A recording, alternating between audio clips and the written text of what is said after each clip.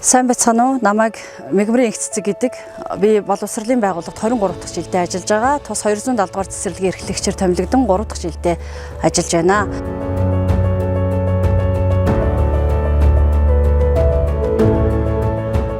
Манай цэцэрлэг Сонгон хайрхан дүүргийн Баруунсланд байрлалтай 230 гаруй хүүхдэд сургалт хүмүүжлийн үйл ажиллагааг олгож байна. 2023 оны Тэрбум мод сангийн төсөл шалгаруулалтанд бяцхан төгөл гэсэн төслөө бичиж шалгаран 24 оны 5 дугаар сараас Тэрбум мод сангийн үйл ажиллагаа эхэлсэн. За энэ хүрээнд 212 төрлийн 270 гаруй мод 1600 гаруй ургамлан хашлага буюу хайлайлсан хашлгыг хийсэн. Мөн 360 м2 талбайд ногоон зөвлөхийг тарьж үйл ажиллагаа маань 100% ургалтайгаар үйл ажиллагаа маань явагдаж байна.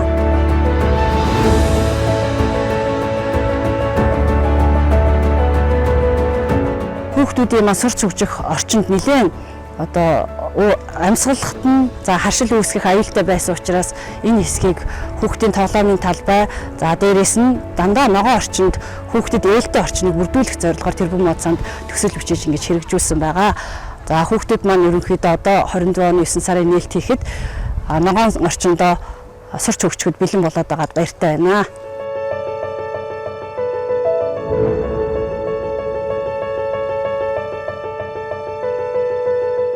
Тэрбум мод сангаас хүүхдийн туршилт танин мэдхүй хөгжүүлэх зорилгоор өгөрцөний өрсөлгээ, помидорны өрсөлгээг тарьж ургуулсан байгаа. За энэ талдаа помидорныхоо өрсөлгээг, энэ талдаа мөн өгөрцөний өрсөлгээг манайх тарьж ургуулсан.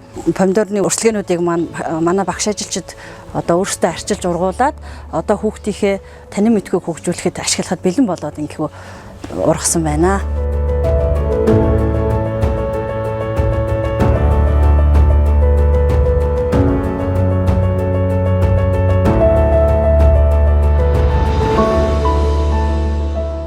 Тэрбум мод сангийн энэхүү төсөл маань манай цэцэрлэг дээр эхний жилдээ энэхүү амжилттай хэрэгжлээ.